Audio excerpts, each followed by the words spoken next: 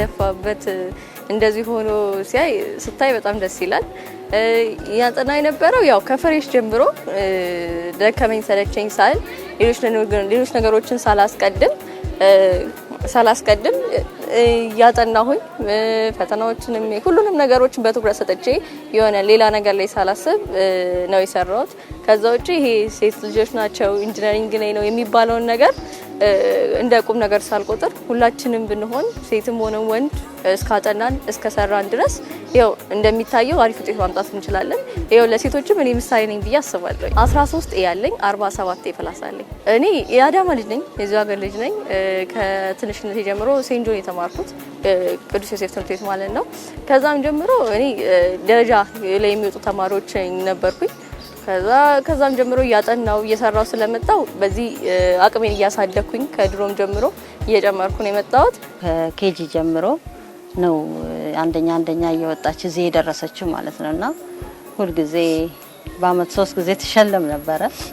አሁንም ያለው ውጤት እንግዲህ እዚህ ዩኒቨርሲቲም ከገባች እየተሸለመች ነው እዚህ የደረሰችውና ከመጀመሪያም ጀምሮ ጎበዝ ተማሪ ናት፣ ትናገራለች። ያው ጥሩ ነበር።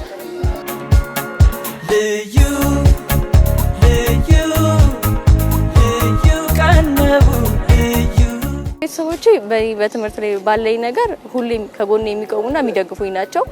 ምንም ነገሮች ከትምህርቴ ሊያዘናክተው ሌላ ነገር ውስጥ እንትን እንዲሉኝ ወይም ደግሞ መሀል ላይ ችግር እንዲሆኑብኝ አላረጉም። ሁሉም ነገር ተመቻችቶልኝ ነው በሚባል ሁኔታ በትምህርት ነገር ላይ ምንም ወደ ኋላ አይሉም፣ ይደግፉኛል። እኔም እግዚአብሔር ይመስገን አላሳፈርኳቸው። እንደ እናት እንግዲህ እኔ ብዙ ነገሮችን ያው ማቴሪያል አቀርባለሁ።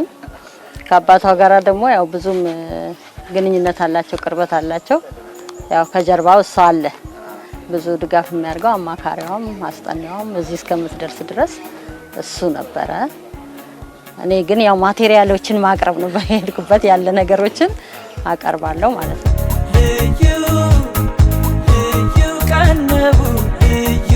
ከዚህ ቀጥሎ የማስተርስ የመማር ፍላጎት ነው ያለኝ።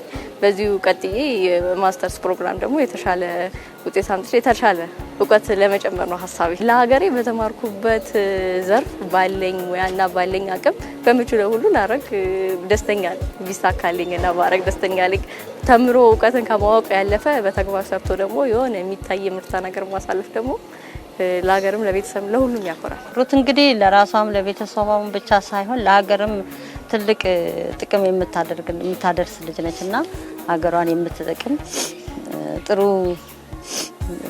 ውጤት የምታስገኝ ናት ብዬ አስባለሁ። እናትም እንደዚህም ስታያትም ራሱ በቃ ሁሉንም አሟልቶ እንግዲህ ከላይ የሰጣት ናት። ትልቅ ለሀገሯ ጠቃሚ ናት።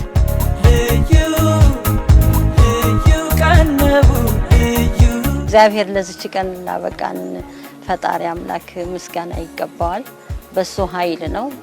ያው እሷ ስትማርም ምንም ስትልም ብዙ አትጨናነቅም፣ ቀለል አድርጋ ነው የምታነበው። ምንድነው በዛ ላይ ደግሞ ያው ፈሪሃ እግዚአብሔር አላት። እግዚአብሔርን በጣም ታመሰግናለች እና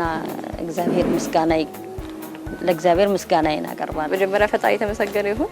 ከዛ ውጪ አጠገቤ ለነበሩ ቤተሰቦቼን፣ ጓደኞቼን፣ አስተማሪዎቻችን እዚህ ያደረሱን እና ከመጨረሻም ግቢውን አስቱም እንደዚህ በተመቻቸ እንድንማር መሀል ሌላ ነገር ሳይመጣ 5 ዓመት እንድንማር ስላደረገን አስቱንም አጠቃላይ ማህበረሰቡን ላመሰግን እወዳለሁ። እናንተንም አመሰግናለሁ።